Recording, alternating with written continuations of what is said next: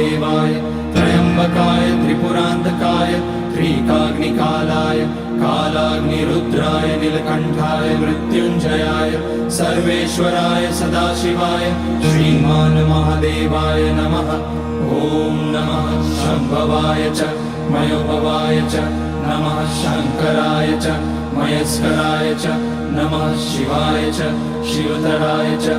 ओम त्र्यंबकं यजामहे सुगंधिं पुष्टिवर्धनम् उर्वारुकमिव बन्धनान् मृत्योर्मुक्ष्यमामृतात्। नागेन्द्रहाराय त्रिलोचनाय भस्माकराय महेश्वराय नित्याय शुद्धाय दिगंबराय तस्मै नकाराय नमः शिवाय।